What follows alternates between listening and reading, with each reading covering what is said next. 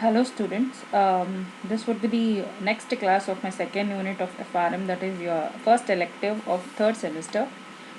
So till now what I have dealt is in second unit measurement and management of risk.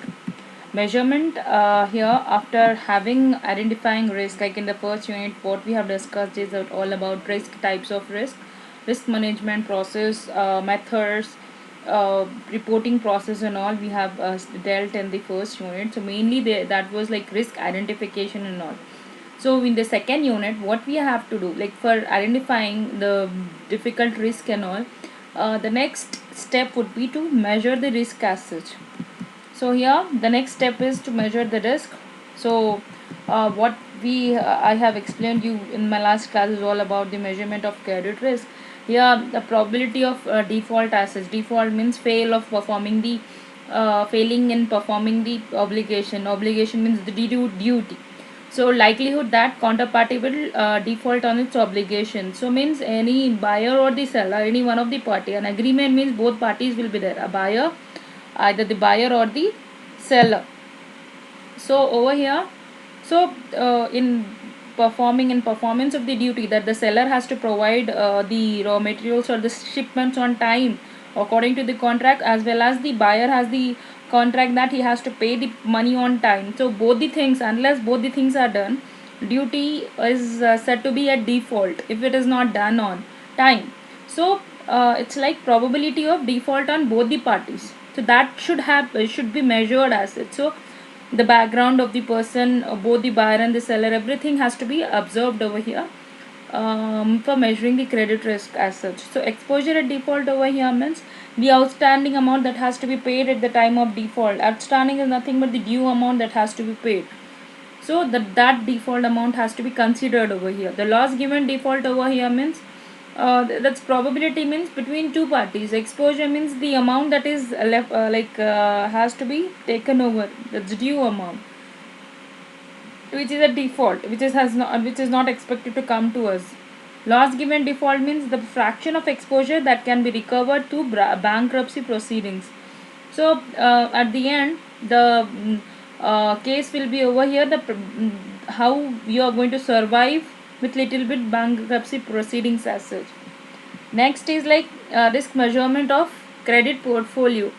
So these things are like variances. Covariance model over here means you are going to calculate the variances, the fluctuations in the market rates and all. So taking into consideration all the factors of factors that are affecting the prices, or that are affecting the uh, parameters that are leading to risk as such, that all the things need to be considered over here. Actuarial model is like here we are going to take into consideration the payment of loan as such, because we are talking about the credit portfolio here.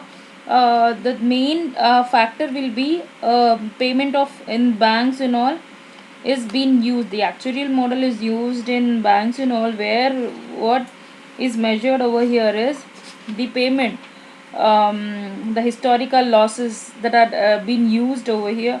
So here basically we are going to determine the probability default of each company, the loans in the portfolio. We are going to group the loans of the portfolio accordingly, like that Python and all will be taken, and risk will be measured as such.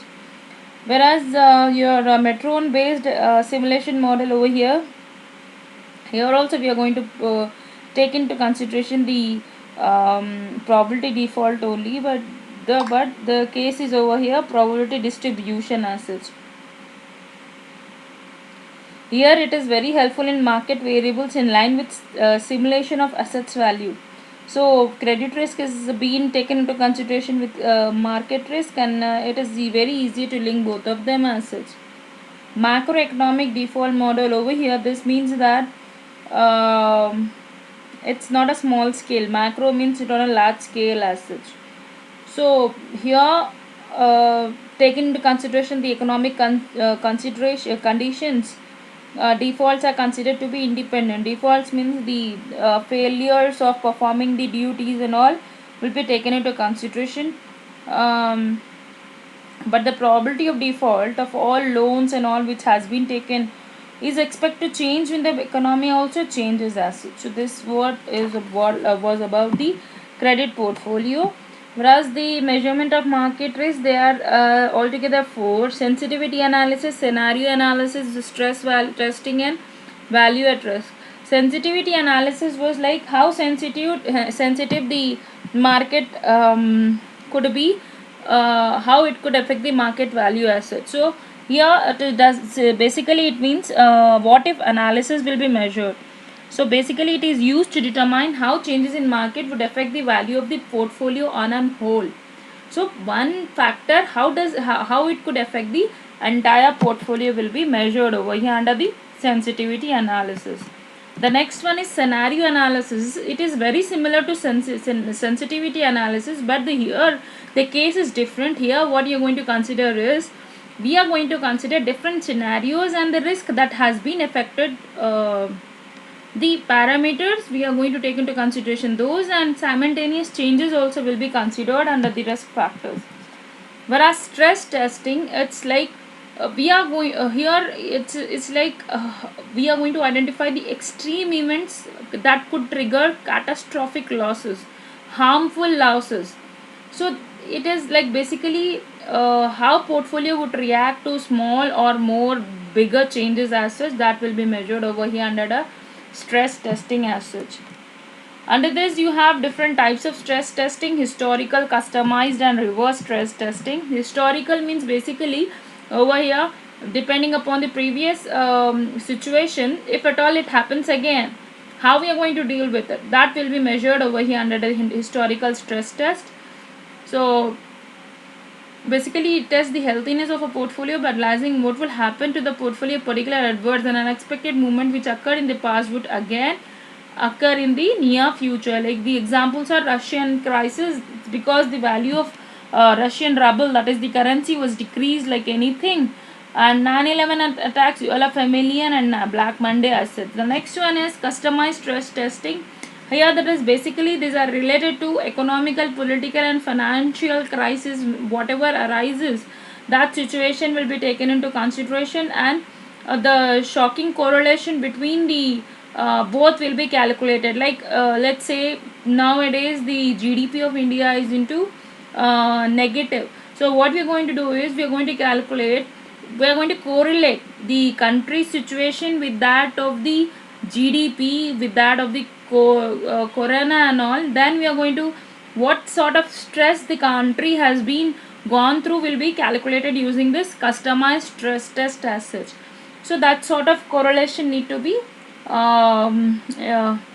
analyzed, and shocks has to be pressurized, and that is how customized stress testing is done as such. I hope it is clear to all of it. It's just a revision, revising what I am doing from the last class. This reverse test is nothing but, this test would identify the risk that would lead to institution to fail. Institution to fail, I hope you remember what is said in my last classes. Deep fall. Deep fall means a very huge losses the company has occurred. So that sort of risk will be identified under the reverse stress test as such. Then now we are going to this would be the next class. Till now what I have taught you is just the I just said you what I have taught you in my last class. So now we are going to discuss about the value at risk. Value at risk is basically uh, so let's discuss about the VAR. VAR is basically value at risk. This is a risk management instrument which is being used from like in early 1990s. Okay, so basically this was introduced by a person called Withard Stone. He was a manager of a bank. Asked his staff, various staff members of his bank, to measure the risk in 1990. So in 1993, the group of 30 G 30, they came with an idea. Then they enclosed an idea VAR as a best practice for dealing with risk as such. So basically, since then VAR has been revolutionized market. Since then this has been used. Okay, So VAR is a method for assessing risk using standard statistical technique. So basically we are going to use over here the normal distribution curve as such will be used over here. VAR is a method of assessing the risk using standard statistical technique. So definition has been given. VAR is been defined as the loss in the value of a portfolio that has a 5% probability of being exceeding the next day. Over here means the maximum loss that the company can face. Let's say I said that the company can face today is $5,000. So this is the maximum loss. So then also there is a 5% probability that is 5,000 could exceed the next day. It could be 5,050, 5,000, $6,000, something like that. So it is basically the I'll tell you one thing that if you remember concepts and conventions, there was a convention called convention of prudence. That is nothing but safeguard yourself, prepare for the worst but not for the uh, good situation. So you have to be mentally prepared for the worst situation. You should be well prepared as such. So here also what VAR says is loss in the value of portfolio that has a 5% probability of being exceeded the next day. So here also we are preparing ourselves for the worst situation. So portfolio is nothing but the combination of securities. So loss in the value of that portfolio that has a chance, 5% chance that it may exceed the next day also what has been made a prediction as such. So basically VAR is nothing but the risk of bad outcomes. This is also known as downside risk. VAR, value at risk, is also known as downside risk as such. The choice of risk measures depends on the characteristics of the firm. Characteristics of the firm means what sort of risk, firm it is. Like if it is a what we can say four-wheeler showroom. So what sort of risk should be there with that? Model should be clear, new. It should be attractive. What more it could be? It should be diesel. It should be automatic. Some sort of we will be having certain sort of things in our idea to go and purchase. So now the risk for the manager, the person who is selling, who is sitting in the showroom of a four-wheeler, he may think that what could be the risk? This is an old model, they may not purchase it, so I may have to get a loss in the sale. So let's reduce the price as such. So depending upon the choice of the firm also, the characteristics of the firm also, the risk will be different as well. Risk will be different. So over here, so how you are going to measure the risk over here? If it is a stock market, suppose I want to purchase a security in a good like let's say I want to purchase the security of Wipro as such. So what I am going to do? I am going to do all the research upon depending upon this. So what is the choice of risk measure? So depends upon the choice of a company you are selecting for investment of your money as. So basically VAR has a scientific basis and provides users with a summary measure of market risk asset. So sort of a risk will be measured under the which will be useful for the uh, managers as such. Let's say I have given an example over here. A bank might say that daily VAR of its trading portfolio is 35 million at 99% confidence level. That means what does it this example say is there is only one chance in 100 under normal market conditions that a loss could be greater than this amount. Okay, so it could be greater than, there is a 1%, if it is 99% confidence level out of 100%, that I am confident that the it may not cross 35 million, but there is 1% chance that it may cross 35 million loss also. So So that is nothing but market conditions. So depending upon the market conditions also, there could be only one chance in 100 that it may get a loss asset. So basically what takes into account both portfolio as well as the diversification as such. So this basically the VAR summarizes the bank's exposure to market risk as well as the probability of an adverse move. So what move you are making, what is the opposite move you are making, so that it could be losses for the company asset. So it basically it measures same units as bank's domestic currency. So shareholders and managers, everybody, they have to be informed and they should be comfortable with the level of risk as such. If the answer is no, then what happens, the process that led to the computation of VAR and all can be used to trim the risk assets, to reduce the risk.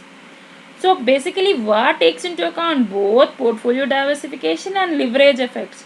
Portfolio diversification means instead of investing in one source, you're going to invest in various sources. Diversifying means diverting your investment assets. So instead of investing in one source, you're going to select 4 or 5 sources and you're going to invest your income assets. Leverage effects over here means the chances of getting the not repaying back your money, or the thing, the money that you have taken from the other parties and all. So it takes into account both the things. Okay, I hope it is clear.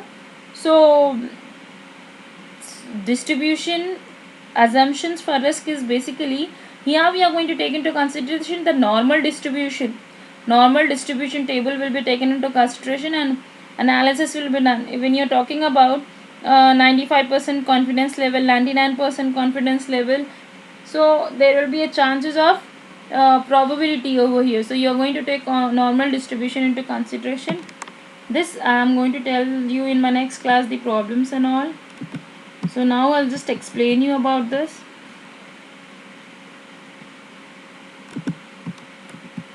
So there are 3 methods of computing VAR.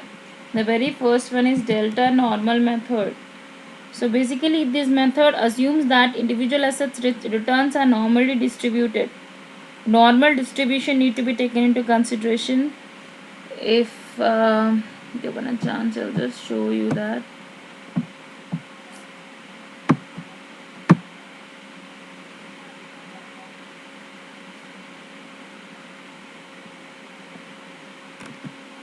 So here delta normal method, this method assumes that the individual asset returns are normally distributed. Normally distributed means, you can check out over here, it's just I have tried you this to be done. Here this is nothing but the normal distribution curve. It's not very much clear, I would just try to do in paint and all to just show you this. This is nothing but where 0 will be, this is where place 0 it is, +1 +2 +3 +4 +5. This is a 1% chance that the probability will go beyond this side. There is a 1% chance that the probability could be minus into negative as such. So here we are going to talk about the normal distribution table. This bell shaped curve is nothing but normal distribution this maybe you have studied in your statistics as such.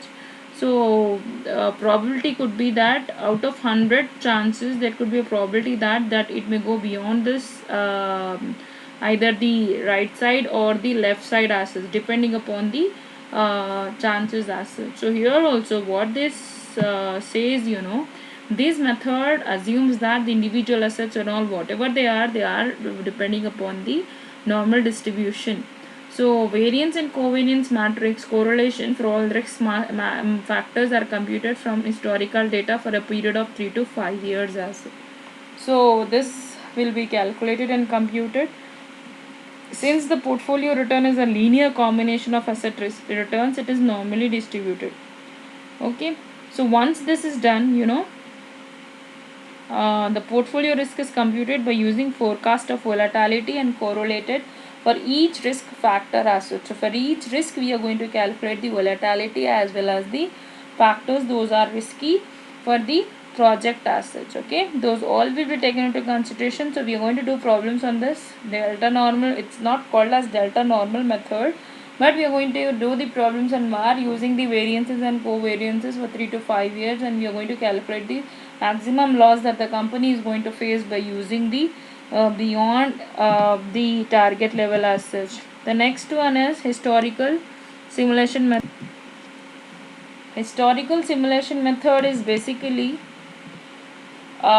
this method is similar to delta normal method, which uses historical asset returns, but the basic difference over here is um, returns does not represent an actual portfolio but rather reconstructs the history of an hypothetical portfolio using the current position as such. Hypothetical portfolio over here means an imaginary, you are going to present an imaginary portfolio. This is not an actual, but rather it constructs the history of, so depending upon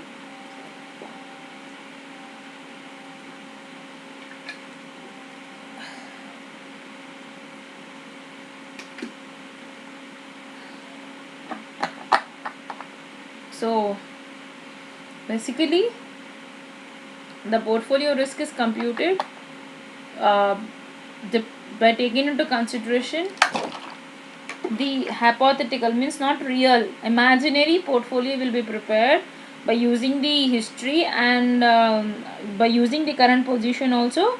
VAR will be calculated under the historical simulation method. So whereas this method is relatively very simple, the main disadvantage for this method is, only one sample path is used for simulation, which may not be adequate, isn't it? It may not be adequate for calculating the future distributions also. So like both the methods would generate the same VAR if assets returns are normally distributed. Here delta normal method, the basic between these two is delta normal method. This is simplest method to implement, but here the disadvantage is, it assumes that all risk factors are normally distributed and all assets are linear in the risk.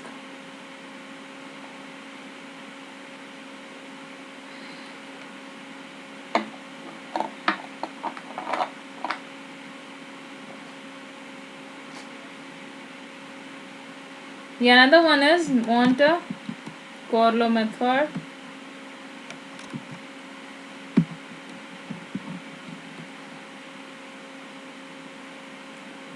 Monte Carlo method here, is fictitious prices path for all variables of interest rates are made. Fictitious path means an imaginary, not real as such, for all the variables. It could be interest rates or price or demand, supply, all the factors which could be affecting. These are nothing but the variables that could be affecting the which may be risky for an asset. So fictitious prices will be taken into consideration for all the variables of interest are made. They specify a stochastic process for financial variables as well as the process. And another thing is the portfolio is taken into consideration mark to market at each level, which can be for 1 day or many months. Okay, which can be for 1 day or many months as such. So basically each of them will be taken into consideration and hypothetical returns are prepared,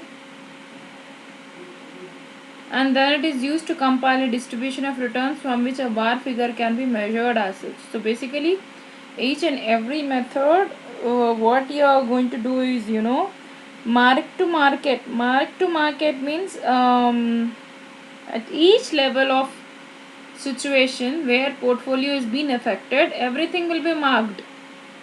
It could be for 1 day, variables will be taken into consideration. It could be for months, or the imaginary returns are prepared and then it is being compiled, and with that VAR distribution is measured as such.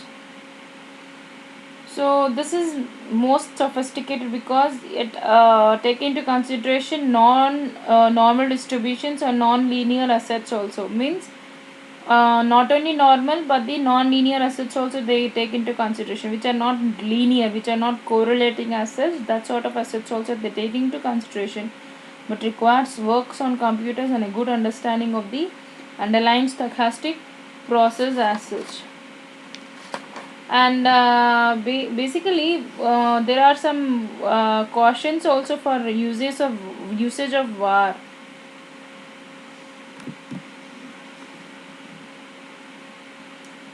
It could be like,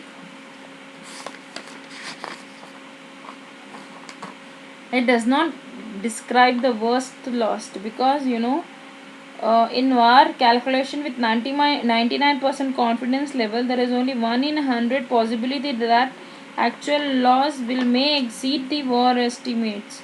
So it does not describe the distribution of losses also, how much loss will be distributed and all that will not be displayed. Whereas VAR itself is subject to some um, sampling variations. A different sample period or a period with a different length could lead to different VAR numbers as such.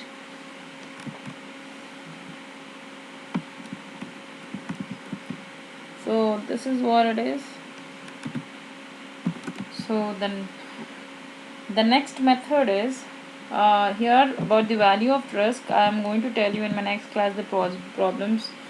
Very small problems are there in the value of risk to calculate the maximum loss as such. In my next class I am going to show you about the problems as well. So in this class let me tell you about the cash flow at risk also, like how value at risk is to determine the maximum loss that the company is going to face. Here as such what we have look after is the maximum loss the company can face, and there could be a 5% chance that it could also increase the next day, it could exceed the next day. Whereas cash flow at risk is nothing but it is basically it determines how much more of shortfalling of cash with the firm tolerate. Basically cash flows are nothing but the cash in hand as such, cash in hand of the company as such. So what is the maximum shortfall that the company can tolerate? Any company it could be, that will be determined by using the CAR asset. So it's been broadly applied in financial institutions for management of risk assets. Many institutions, mostly banks and all, use, because they have to deal with lot of cash on a day to day basis. So they take the money, they give the money, so the cash transactions they deal with a lot. So banks and all also use these cash flow at risk assets, CAR. These also called as CAR assets. So what is the maximum shortfall of cash that the firm can tolerate? Because they have to deal with daily transactions, buying of raw materials, paying daily wages, or paying the expenses, or whatever it could be. That all the things will be looked after by this thing as such. So because there should not be a shortfall in the cash, because you need to manage the things, operating activities day to day basis. So that has to be checked as such. So here so basically CAR assumes that possible cash flows agrees to a normal distribution. Here also we are going to use the normal distribution as such. So what is the inadequate shortfall of cash? So basically the inadequate shortfall, so if there is no cash as such in the company, that creates a problem, because extreme value creation, if at all you are situating a new business, or you may have worried about the cash flows mostly instead of small changes which occur in the value of the company. So obviously when you are starting a new business, or when you are existing, if you have a very good business asset, you should have a cash and so in hand as such. So instead of worrying, you have to make a small changes with the value of the company also. So so so when there is a shortfall, like they have to deal with, like what, there are different securities also who do this sort of services. Like sort of services over here means to in order the company should not go shortfall in the cash, so they invest in the short-term securities also, like treasury bills are there, commercial papers are there, certificate of deposits. These are the various money market instruments where they invest their money, the companies and all, so that they whenever they require they just uh, liquidate these instruments and get the cash in their hands. So here also cash flow at risk, it is nothing but what could be the maximum loss, what could be the maximum shortfall that the company can go in the cash, that will be measured over here in the cash flow at risk as such. So the inadequacy of cash creation and all. For extreme value creation also will be done, and new business, commercial business worries also will be taken into consideration about the cash flows. Mostly instead of small changes, they may take into consideration the big changes also. So when we say that 95% confidence level, when we are going to say that 95% confidence that our firm's cash flow will not fall below some value, let's say below 10,000. So over next year, because below X is a shortfall, so 10,000 is a shortfall, it should not go beyond that. So basically, CAR takes into consideration these steps as such. So certain considerations, like I'm just going to type it. What they're going to take into consideration is setting the time periods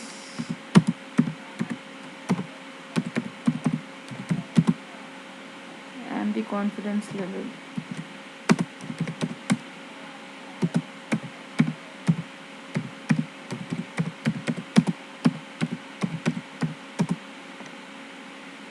That of confidence level.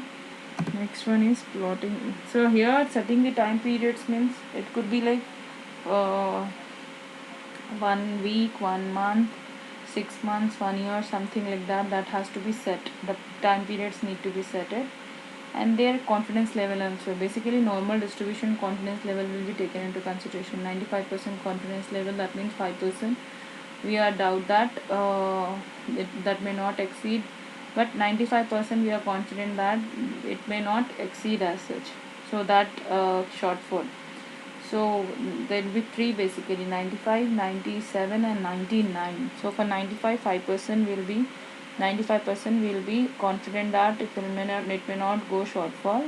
5% we may doubt that it may go beyond that.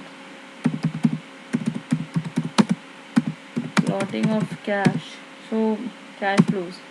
So in the next is plotting of cash flows in the normal distribution curve. Just now what I have shown you, there we are going to plot that it may not go beyond that on a periodical basis. Recognition and simulation of risk factors.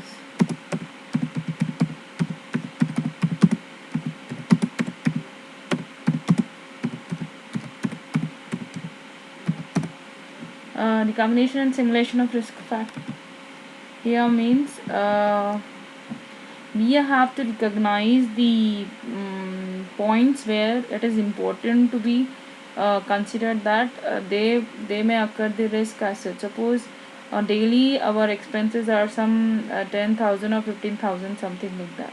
So recognize that point as such where it may shortfall. We need cash in our hand of 15,000 or 20,000. So you need to recognize that point where risky factors could come into picture as such. That has to be analyzed and that has to be simulated. And risky factors here, the various variables that will be affecting the value, portfolio value, the cash flow value, that has to be considered. Okay, the next one is risk factors are done. Next is cash flows revaluation.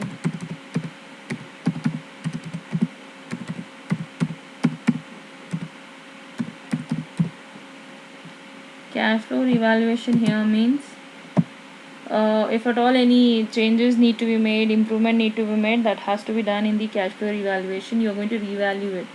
so that if at all any changes are there, if at all any risks related to this normal distribution table are there, you're going to make the necessary corrections as such. That has to be done. The next point,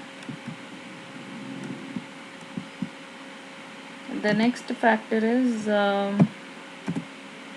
probability distribution of cash flows builder.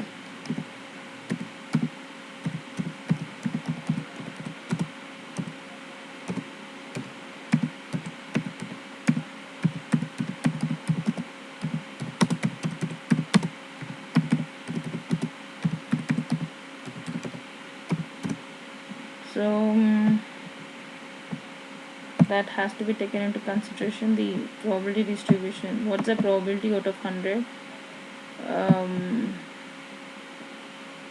what's the probability of distribution that out of 100, this out of 100 there is a chances of 95% confidence that it may not shortfall, then that has to be built as that has to be built.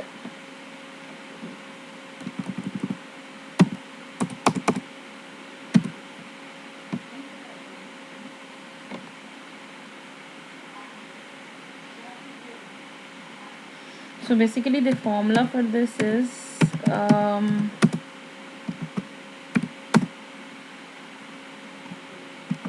1.65 into volatility of cash flows.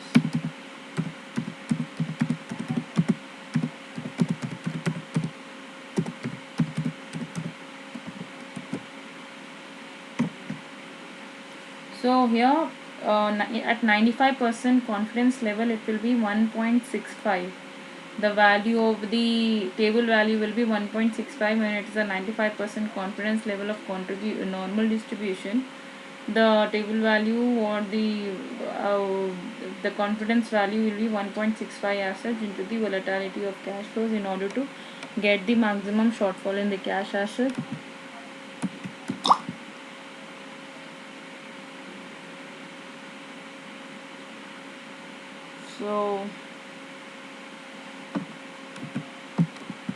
So this is what it is, that has to be done, taken care very carefully.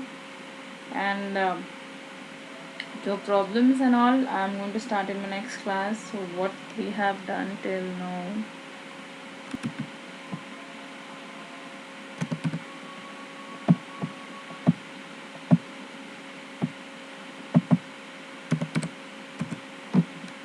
here see, I have explained you regarding concept of VAR, computation, stress testing and back testing. I have not done back testing, I have to do it. So I have explained you regarding cash flow at risk today. VAR and CAR to make decisions, this also I need to cover for you. What sort of decisions will be made using this VAR and CAR assets. Back testing also I need to do.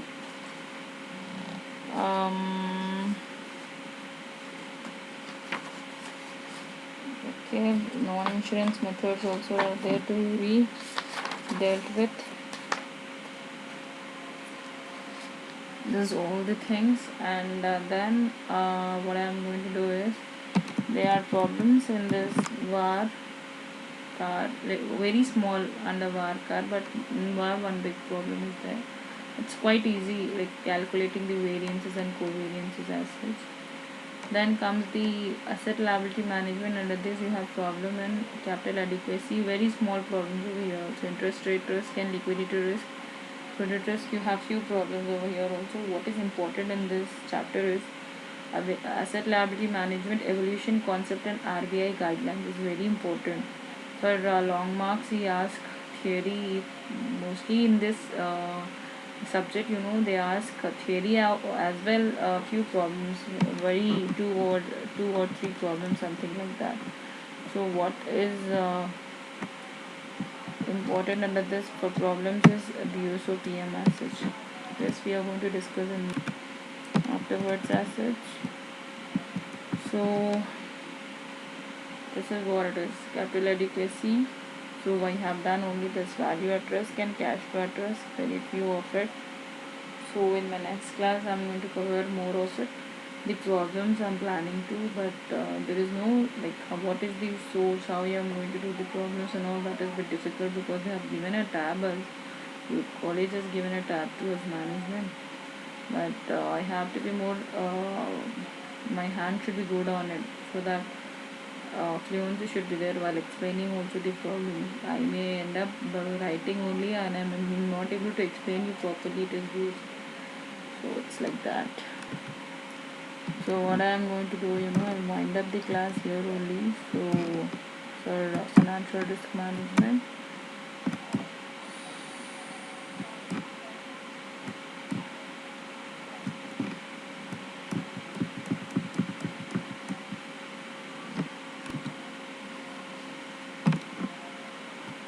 So see you all guys.